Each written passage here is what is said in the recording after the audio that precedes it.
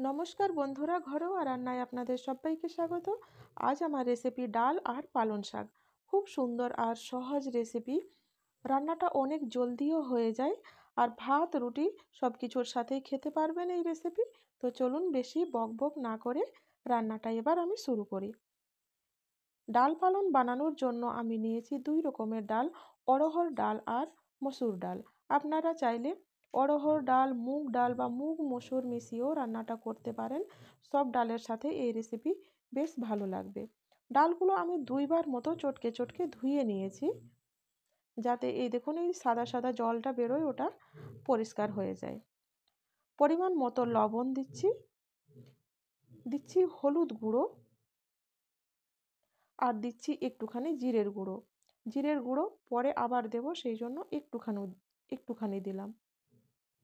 কুকারে দিয়ে দিলাম আর ঢাকন বন্ধ করে চলুন ডালটা হতে থাক। ততক্ষণে আমি কিছু কেটে নিই। এই যে পালং শাকগুলো আমি আগে থেকেই বেছে ধুয়ে রেখেছিলাম, এখন আমি কেটে নিচ্ছি। বেশ অনেকটাই পালং শাক, তো সেদ্ধ হয়ে অনেকটাই আবার কম হয়ে যাবে। পালং শাক কেটে নিলাম। এখন আমি কেটে নিচ্ছি ধনেপাতা। শীতকালের ধনেপাতার আলাদাই একটা সুগন্ধ থাকে, তো ডালে দিলে পরে ভালোই লাগবে। আরও আমি কিছু অ্যাড করব, সেগুলো হলো কুচনো পেঁয়াজ, থেতো করে রাখা রসুন, গ্রেট করে রাখা আদা আর টমেটো কেটে নিয়েছি। আর মাঝখানে যে ছোট্ট বাটিটা রয়েছে দেখুন, ওতে জিরে রয়েছে আর দুটো শুকনো লঙ্কা। ততক্ষণে দেখুন আমার ডালটাও সেদ্ধ হয়ে গেছে, কিন্তু একেবারে দইয়ের মতো আমি সেদ্ধ করে নিইনি। দেখুন ডালটা সেদ্ধ হয়েছে, কিন্তু একটু গোটা গোটাই রয়েছে। আমি সামনের থেকে আপনাদের দেখিয়ে দিচ্ছি, পরে আবার সেদ্ধ হবে। ডালেতে একটু জল দিয়ে দিলাম, কারণ পরে পালং পাতা আর টমেটো অ্যাড হবে, তো আরও ঘন হয়ে যাবে। একটা কড়াইয়ে আমি সাদা তেল দিলাম, আপনারা সর্ষের তেলেও রান্নাটা করতে পারেন। ফোড়ন দিলাম শুকনো লঙ্কা আর গোটা জিরে, দিয়ে দিলাম কুচনো পেঁয়াজ। পেঁয়াজটাকে অল্প একটু নেড়ে নেব। দিয়ে দিচ্ছি থেতো করে রাখা রসুন, আর দিচ্ছি গ্রেট করে রাখা আদা।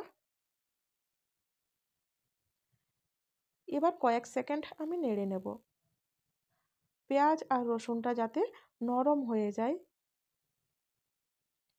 দেখুন অনেকটাই নরম হয়ে এসছে। বন্ধুদের কাছে অনুরোধ রইল, যদি ডাল আর পালং শাকের রেসিপি ভালো লেগে থাকে তাহলে একটা লাইক আর একটা সাবস্ক্রাইব করে দেবেন। এবার আমি দিয়ে দিচ্ছি অল্প কিছু শুকনো মশলা। দিচ্ছি ধনে গুঁড়ো, জিরে গুঁড়ো, হলুদ গুঁড়ো দেব না, হলুদ গুঁড়ো যখন ডাল সেদ্ধ হয়েছে তখন দিয়েছিলাম। এবার দিয়ে দিলাম টুকরো করে রাখা টমেটো, পরিমাণ মতো লবণ দিলাম। এবার ঢাকা দিয়ে দেব, যাতে টমেটোটা তাড়াতাড়ি সেদ্ধ হয়। কিছুক্ষণ পর আমি ঢাকা তুলে নিলাম, আর মাঝে মধ্যে আমি একবার ঢাকা খুলে টমেটোটাকে একটু নেড়ে নিয়েছিলাম। দেখুন বন্ধুরা টমেটোটা গলে গেছে। এখন আমি দিয়ে দেব আগে থেকে সেদ্ধ করা অড়হর আর মসুর ডালটা। এবার আমি নেড়ে নিচ্ছি। যদি মনে হয় পালং শাক দেবেন না, তো এভাবেও ডালটা বেশ ভালো লাগবে খেতে, ভাত রুটির সাথে খেতে পারবেন। দেখুন কিছুক্ষণ পর ডালটা অল্প অল্প ফুটে উঠেছে। এখন আমি দিয়ে দেব পালং শাকগুলো। আমি পুরো শাকটাই দিয়ে দিচ্ছি। দিয়ে দিচ্ছি এবার ধনেপাতা। দেখুন অনেকটাই দেখা যাচ্ছে পুরো ডাল কম আর শাক বেশি দেখা যাচ্ছে, কিন্তু না, কিছুক্ষণ পর দেখবেন শাকটা অনেক কম হয়ে গেছে। পালং শাক দেওয়ার পর 5 মিনিট মতো ফুটিয়ে নেবেন। দেখুন ডালটা কত সুন্দর লাগছে দেখতে, আর পালং শাকটাও অনেকটাই কমে গেছে। এবার আমি গ্যাস ওভেন বন্ধ করে দেব, আর ডালটা ঠান্ডা করে আমি সার্ভ করে আপনাদের দেখাচ্ছি। দেখুন কতটা সুন্দর হয়েছে, ভাত রুটির সাথে খেতে পারবেন।